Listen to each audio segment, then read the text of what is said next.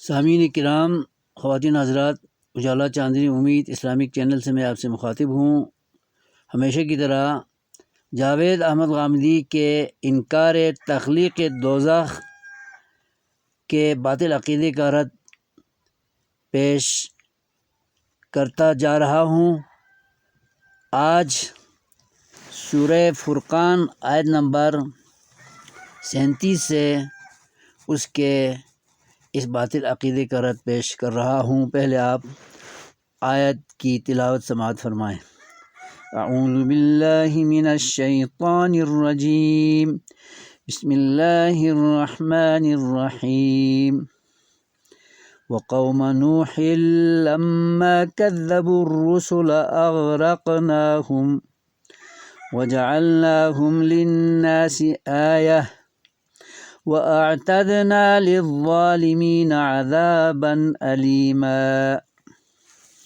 سورہ فرقان آیت نمبر 37 میں اللہ تعالیٰ پہلے آستانہ و دربار اور قبر پرست قوم نوح کا ذکر کر کے فرمایا ہے کہ انہوں نے نوح کی رسالت اور اللہ کے پیغام توحید کو جھٹلا کر تمام انبیاء و رسول کی تکذیب کا ارتکاب کیا، تو اللہ نے معجزاتی آبی طوفان میں ان کو غرقاب کر دیا اور قیامت کی صبح تک آنے والوں کے لیے ان کو اور ان کی سزا کو نشان عبرت بنا دیا تھا۔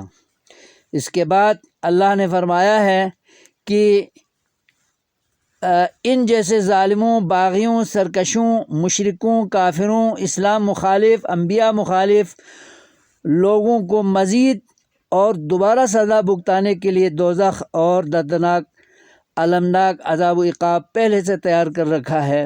یوں بھی اللہ نے جاوید احمد غامدی اور اس کے باطل پرست ہم نواؤں، باطل عقائد اور قرآن مخالف انکار تخلیق دوزخ نظریہ پر قائم لوگوں کے باطل عقیدے کا وَأَعْتَدْنَا فرما کر صیغہ ماضی گزشتہ زمانے کا صاف لفظ بول کر رد کیا ہے اور واضح کیا ہے کہ دوزخ کی تخلیق پہلے سے ہو کر دنیا میں زیر زمین سجین کے نام سے موجود ہے، اور عقیدہ اہل سنت بھی یہی ہے، جس کی تابعداری، جس کو ماننا، جس پر ایمان لانا تمام مسلمانان عالم پر واجب ہے۔ یہی نجات کا راستہ ہے، یہی فلاح کی راہ نجات ہے۔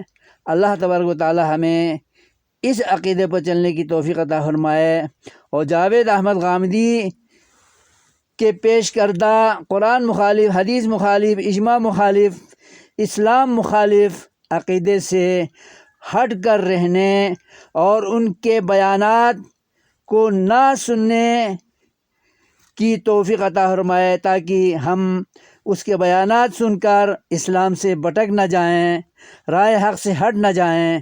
آمین یا رب العالمین۔ السلام علیکم ورحمۃ اللہ وبرکاتہ۔